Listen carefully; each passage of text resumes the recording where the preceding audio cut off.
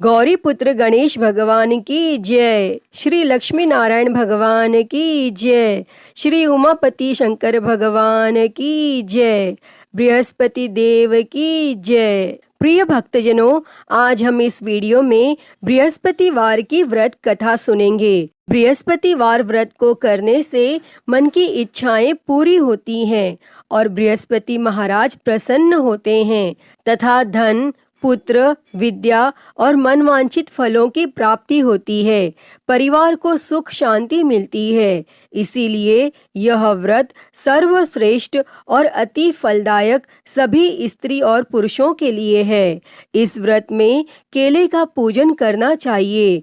कथा और पूजन के समय तन, मन, क्रम, वचन से शुद्ध होकर जो इच्छा हो बृहस्पति देव की प्रार्थना करनी चाहिए और उनकी इच्छाओं को बृहस्पति देव अवश्य पूर्ण करते हैं, ऐसा मन में दृढ़ विश्वास रखना चाहिए। तो भक्तजनों, आइए अब सुनते हैं बृहस्पतिवार की व्रत कथा। तो आप सभी भक्तजन बड़ी ही श्रद्धा, ध्यान पूर्वक और प्रसन्न चित्त मन से इस कथा को सुनिए। तो सभी प्रेम से बोलिए श्री लक्ष्मी नारायण भगवान की जय। बृहस्पति देव की जय। सर्व देवी देवता की जय। भारतवर्ष में एक राजा राज्य करता था। वह बड़ा प्रतापी और दानी था। वह नित्य गरीबों और ब्राह्मणों की सहायता करता था, लेकिन यह बात उसकी रानी को अच्छी नहीं लगती थी। वह ना ही गरीबों को दान देती और ना ही भगवान का पूजन करती थी और राजा को भी दान देने से मना किया करती थी। एक दिन राजा शिकार खेलने वन को गए हुए थे तो रानी महल में अकेली थी। उसी समय बृहस्पति देव साधु वेश में राजा के महल में भिक्षा के लिए गए और भिक्षा मांगी। तब रानी ने भिक्षा देने से इनकार किया और कहा, हे साधु महाराज, मैं तो दान पुण्य से तंग आ गई हूँ। मेरा पति सारा धन लुटाता रहता है। मेरी इच्छा है कि हमारा धन नष्ट हो जाए, फिर न रहेगा बांस, न बजेगी बांसुरी। तब साधु ने कहा, देवी, तुम तो बड़ी अजीब हो। धन, संतान तो सभी चाहते हैं, पुत्र और लक्ष्मी तो पापी के घर भी होनी चाहिए। यदि तुम्हारे पास अधिक धन है तो भूखों को भोजन दो, प्यासों के लिए प्याऊ बनवाओ, मुसाफिरों के लिए धर्मशालाएं खुलवाओ और निर्धन अपनी कुंवारी कन्याओं का विवाह नहीं कर सकते, उनका विवाह करा दो। ऐसे कई और काम हैं जिनको करने से तुम्हारा यश लोक परलोक में फैलेगा। परंतु रानी पर उपदेश का कोई प्रभाव न पड़ा। वह बोली, महाराज, आप मुझे कुछ न समझाएं। मैं ऐसा धन नहीं चाहती जो हर जगह बांटती फिरूं। तब साधु ने उत्तर दिया, यदि तुम्हारी ऐसी इच्छा है तो तथास्तु। तुम ऐसा करना कि बृहस्पतिवार को घर लीप कर पीली मिट्टी से अपना सिर धोकर स्नान करना, भट्टी चढ़ाकर कपड़े धोना। ऐसा करने से आपका सारा धन नष्ट हो जाएगा। और इतना कहकर वह साधु महाराज वहां से आलोप हो गए। तब साधु के अनुसार कही बातों को पूरा करते हुए रानी को केवल 3 बृहस्पतिवार ही बीते थे कि उसकी समस्त धन संपत्ति नष्ट हो गई और भोजन के लिए राजा का परिवार तरसने लगा।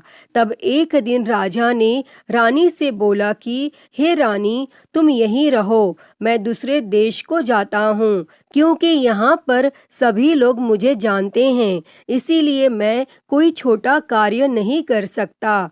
तब ऐसा कहकर राजा परदेश चला गया और वहाँ वह जंगल से लकड़ी काटकर लाता और शहर में बेचता और इस तरह वह अपना जीवन व्यतीत करने लगा।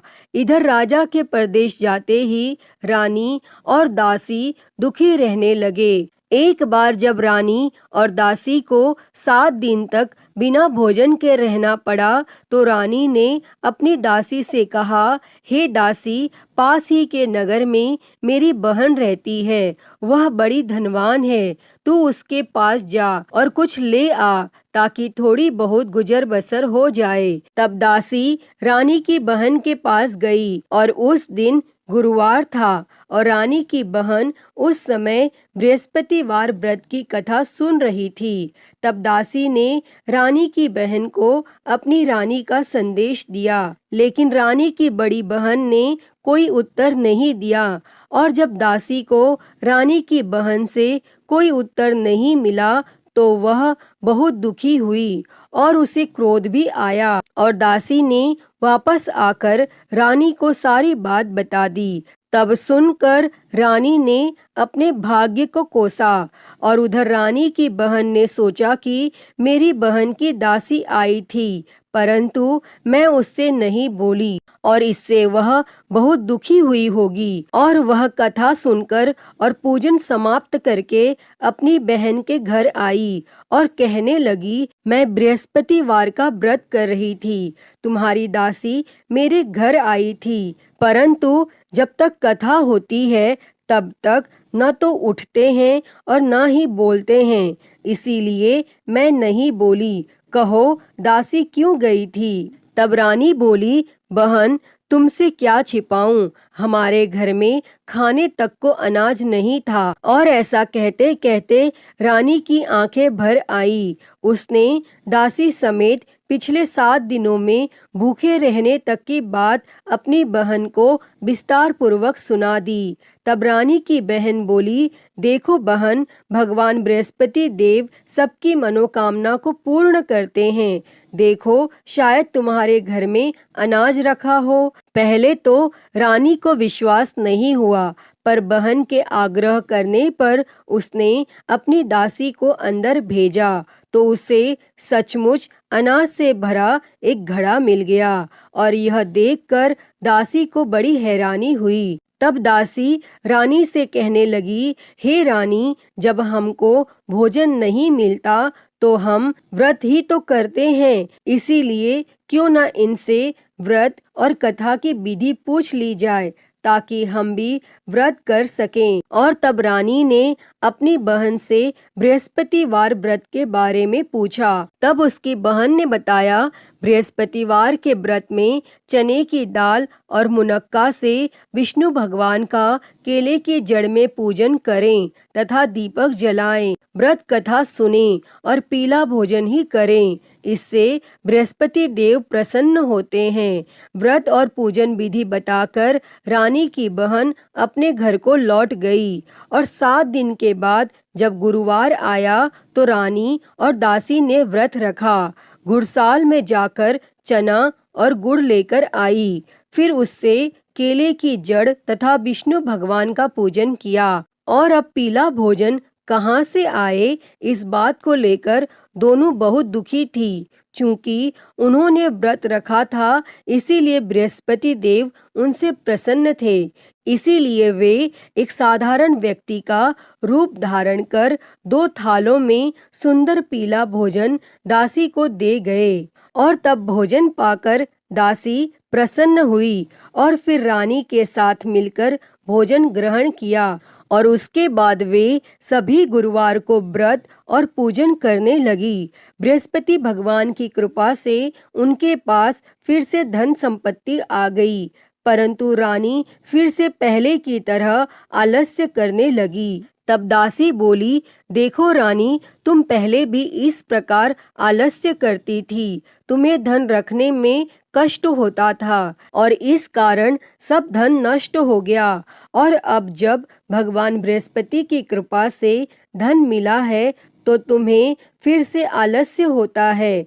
और रानी को समझाते हुए दासी कहती है कि बड़ी मुसीबतों के बाद हमने यह धन पाया है, इसीलिए हमें दान पुण्य करना चाहिए, भूखे मनुष्यों को भोजन कराना चाहिए और धन को शुभ कार्यों में खर्च करना चाहिए, जिससे तुम्हारे कुल का यश बढ़ेगा, स्वर्ग की प्राप्ति होगी और पितर प्रसन्न होंगे। और तब दासी की बात मानकर रानी अपना धन शुभ कार्यों में खर्च करने लगी, जिससे पूरे नगर में उसका यश फैलने लगा। और बृहस्पतिवार व्रत कथा के बाद श्रद्धा के साथ आरती की जानी चाहिए। इसके बाद प्रसाद बांटकर उसे ग्रहण करना चाहिए। और यहाँ एक दिन राजा दुखी होकर जंगल में एक पेड़ के नीचे आसन जमाकर बैठ गया।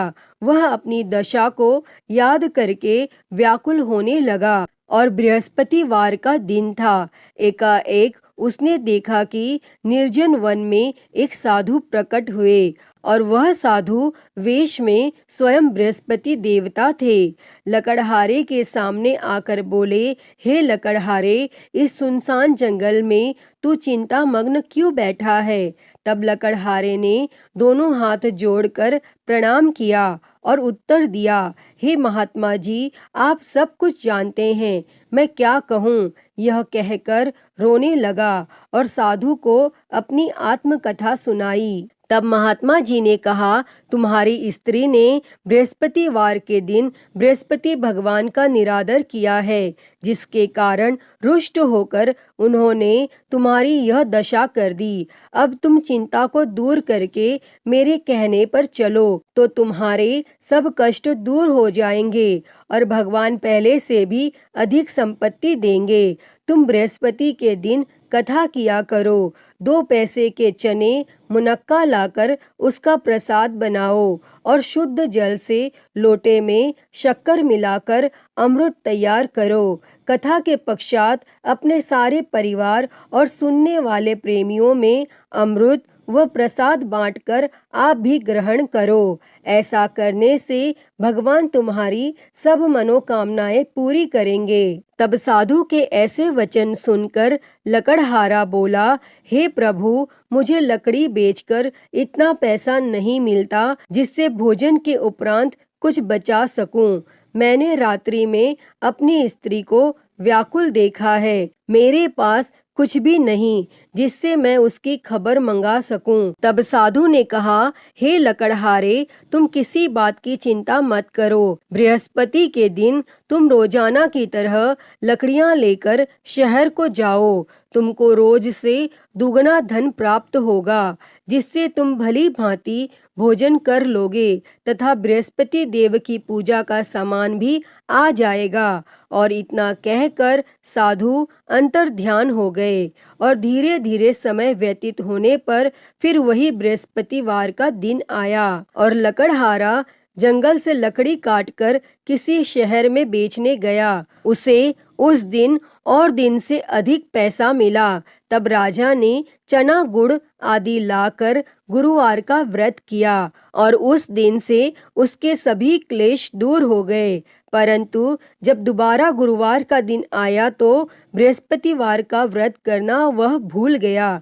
इस कारण बृहस्पति भगवान नाराज हो गए और उस दिन उस नगर के राजा ने विशाल यज्ञ का आयोजन किया तथा शहर में यह घोषणा करा दी कि कोई भी मनुष्य अपने घर में भोजन न बनावे और न आग जलावे। समस्त जनता मेरे यहाँ भोजन करने आवे और इस आज्ञा को जो न मानेगा उसे फांसी की सजा दी जाएगी।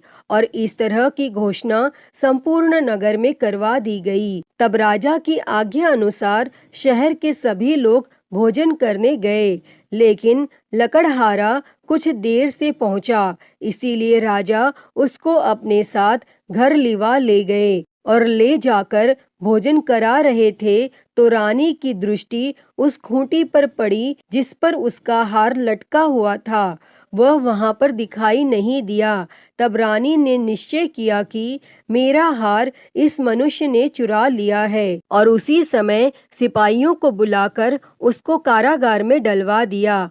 और जब लकड़हारा कारागार में पड़ गया और वह बहुत दुखी होकर विचार करने लगा कि न जाने कौन से पूर्व जन्म के कर्म से मुझे यह दुख प्राप्त हुआ है, और वह उसी साधु को याद करने लगा जो कि जंगल में मिले थे। तब उसी समय तत्काल बृहस्पति देव साधु के रूप में प्रकट हुए और उसकी दशा को देखकर कहने लगे, अरे मूर्ख, तूने बृहस्पति देव की कथा नहीं करी, इस कारण तुझे दुख प्राप्त हुआ है। अब चिंता मत कर, बृहस्पतिवार के दिन कारागार के दरवाजे पर 4 पैसे पड़े मिलेंगे, उनसे तू बृहस्पति देव की पूजा करना और तेरे सभी कष्ट दूर हो जाएंगे। तब बृहस्पतिवार के दिन उसे 4 पैसे मिले। लकड़हारे ने कथा कही और उसी रात्रि को बृहस्पति देव ने उस नगर के राजा को स्वप्न में कहा, हे राजा, तुमने जिस आदमी को कारागार में बंद कर दिया है वह निर्दोष है, वह राजा है, उसे छोड़ देना। और रानी का हार उसी खूंटी पर लटका है। अगर तू ऐसा नहीं करेगा तो मैं तेरे राज्य को नष्ट कर दूंगा। और इस तरह रात्रि के स्वप्न को देखकर राजा प्रातः काल उठा और खूंटी पर हार देखकर लकड़हारे को बुलाकर क्षमा मांगी तथा लकड़हारे को योग्य सुंदर वस्त्र आभूषण देकर विदा कर दिया। और बृहस्पति देव की आज्ञा के अनुसार लकड़हारा अपने नगर को चल दिया। और जब राजा अपने नगर के निकट पहुंचा तो उसे बड़ा आश्चर्य हुआ। नगर में पहले से अधिक बाग, तालाब, कुएं तथा बहुत सी धर्मशाला, मंदिर आदि बन गई हैं। तब राजा ने पूछा, यह किसका बाग और धर्मशाला है? तब नगर के सब लोग कहने लगे, यह सब रानी और बांदी के हैं। तो राजा को आश्चर्य हुआ और गुस्सा भी आया। और जब रानी ने यह खबर सुनी कि राजा आ रहे हैं तो रानी ने बांदी से कहा कि हे दासी, देख राजा हमको कितनी बुरी हालत में छोड़ गए थे और हमारी ऐसी हालत देखकर वह लौट न जाए, इसीलिए तू दरवाजे पर खड़ी हो जा। तब आज्ञा अनुसार दासी दरवाजे पर खड़ी हो गई और राजा आए तो उन्हें अपने साथ लिवा लाई। तब राजा ने क्रोध करके अपनी रानी से पूछा कि यह धन तुम्हें कैसे प्राप्त हुआ है? तब रानी ने कहा, हमें यह सब धन बृहस्पति देव के इस व्रत के प्रभाव से प्राप्त हुआ है। और फिर राजा ने निश्चय किया कि 7 रोज बाद तो सभी बृहस्पति देव का पूजन करते हैं, परंतु मैं प्रतिदिन दिन में 3 बार कहानी तथा रोज व्रत किया करूँगा। और अब हर समय राजा के दुपट्टे में चने की दाल बंधी रहती तथा दिन में 3 बार कहानी कहता। और एक रोज राजा ने विचार किया कि चलो अपनी बहन के यहाँ हो आवे। इस तरह निश्चय कर राजा घोड़े पर सवार हो अपनी बहन के यहाँ को चलने गया। मार्ग में उसने देखा कि कुछ आदमी एक मुर्दे को लिए जा रहे हैं। उन्हें रोककर राजा ने कहा, अरे भाइयों, मेरी बृहस्पति देव की कथा सुन लो। और वे बोले, लो, हमारा तो आदमी मर गया है, इसको अपनी कथा की पड़ी है। परंतु कुछ आदमी बोले, अच्छा कहो, हम तुम्हारी कथा भी सुनेंगे। तब राजा ने दाल निकाली और जब कथा आधी हुई थी कि मुर्दा हिलने लग गया। और जब कथा समाप्त हो गई तो राम राम करके मनुष्य उठकर खड़ा हो गया। और आगे मार्ग में उसे एक किसान खेत में हल चलाता मिला। तब राजा ने उसे देखकर उससे बोले, अरे भैया, तुम मेरी बृहस्पतिवार की कथा सुन लो। तब किसान बोला, जब तक मैं तेरी कथा सुनूंगा तब तक 4 हरिया जोत लूंगा। जा अपनी कथा किसी और को सुना।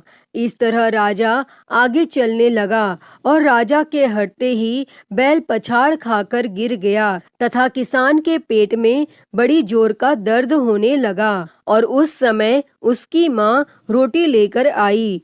उसने जब यह देखा तो अपने पुत्र से सब हाल पूछा। तब बेटे ने सभी हाल कह दिया। तो बुढ़िया दौड़ी दौड़ी उस घुड़सवार के पास गई और उससे बोली कि मैं तेरी कथा सुनूंगी, तू अपनी कथा मेरे खेत पर चलकर ही कहना।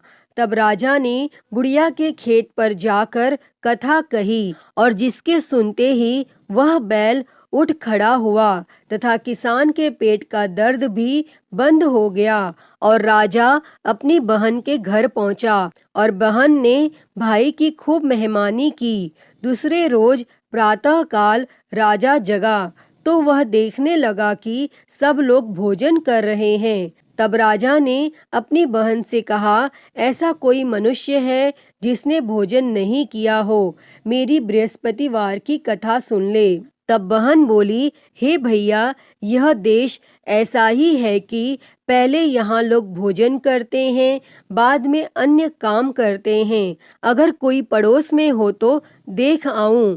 और वह ऐसा कहकर देखने चली गई, परंतु उसे कोई ऐसा व्यक्ति नहीं मिला जिसने भोजन न किया हो। अतः वह एक कुम्हार के घर गई जिसका लड़का बीमार था। उसे मालूम हुआ कि उनके यहाँ 3 रोज से किसी ने भोजन नहीं किया है।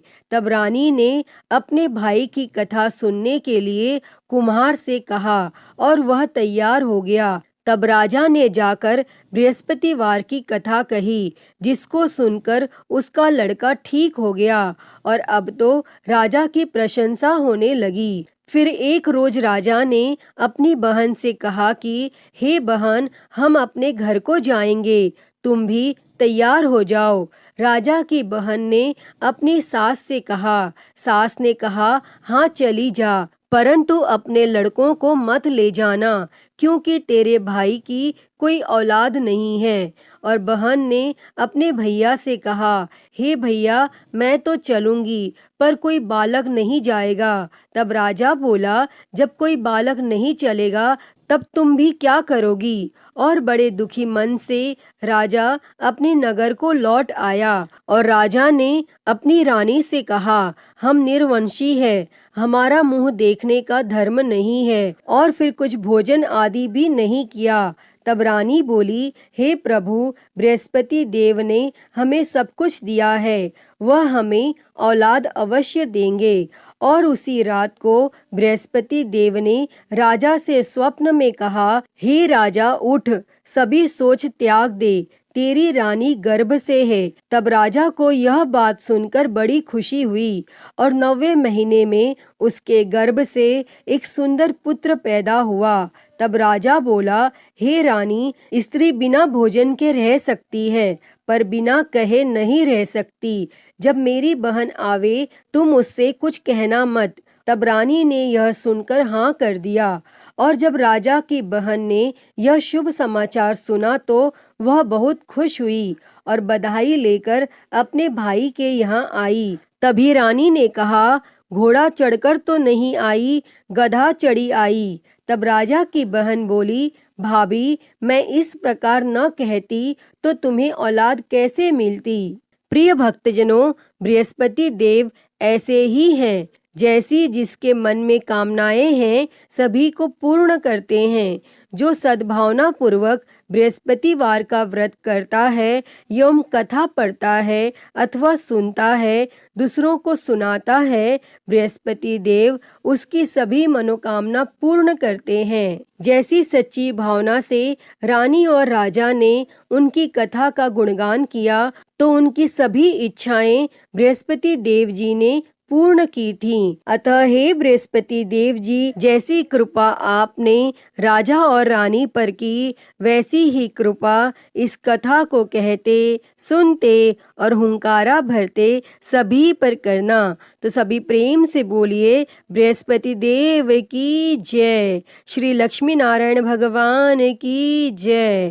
प्रिय भक्तजनों, तो मैं उम्मीद करती हूँ कि आपको आज की ये कथा पसंद आई होगी। और अगर वीडियो अच्छी लगी हो तो इसे लाइक करें, ज़्यादा से ज़्यादा शेयर करें और कमेंट बॉक्स में बृहस्पति देव जी की जय लिखना ना भूलें। और महाकाल भक्ति ज्ञान चैनल को सब्सक्राइब कर नोटिफिकेशन बेल को ज़रूर ऑन कर लें। हर हर महादेव। धन्यवाद।